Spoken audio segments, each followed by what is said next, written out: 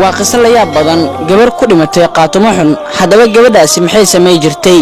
maariya waxay ahayd gabar aad u qurux badan rabbina siiyay caafimaad gabdhaha saaxiibadeeda ahna waxa ay ku yaqaaneen qosol iyo kaftan badan balse waxa ay lahayd tilmaan aad u xun maariya nolosheeda waxa ay ahayd cayaar iyo macaasi in badan waxa ay ku hadlay jirtay telefoonka marka ay maqasho aadaanka ma aysan ajiibi jirin waxa ay dhamaysay dugsiga sare waxa ayna jeclayd in ay noqoto fanaanad caan ah balse uma dhaboobin riyadeedii sanadkii ugu horeeyay jaamacadda waxa ay lahayd saaxiibo badan maalinba maalinta ka dambaysa saaxiibadeeda waa ay yaraanayeen siday isugu dirayso dhexdooda ayna u kala didayso waxa ay sabab u noqotay in ay isku dirto gabar ay saaxiibo ahaayeen iyo ninkeeda ayna kala furtay markalna waxa ay sabab u noqotay in jaamacadda in laga ceeriyo gabar ay saaxiibo ahaayeen kadib markii ay been ka sheegtay ayada oo ka argoosanaysa talo ay siisay oo ahayd inay isxijaabto dhibkana ay iska dayso maariya xumaan ma aysan aabiyeeli jirin wax walba oo maxaarimta allah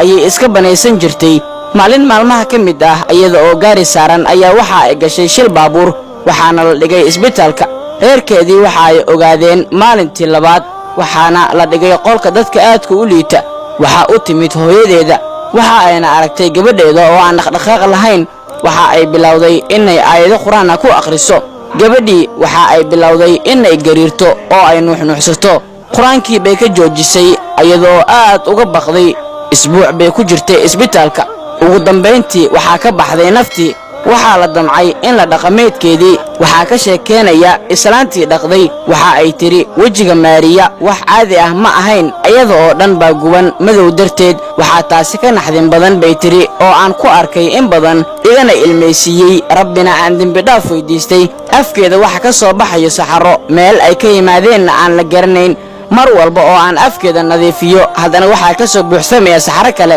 allah baan u baryay dambi dhaafna u weydiiyay waxaana ku xiray kafankii afkeeda oo saxaro ka buuxa ugu dambeyntii shiiq ayaan weydiiyay gabadhan xaaladeeda iyo waxa ay caan ku ahayd waxa uu shiiqi yiri dadka ay isku diri jirtay labada isqabana waa ay kala furi jirtay beentana caan bay ku ahayd haddaba walaal iska ilaali in aad dumiso guri dhisan ama aad isku dirto laba qof oo saaxiibo ah waadna ku maasan tahay daawashada muuqaalkan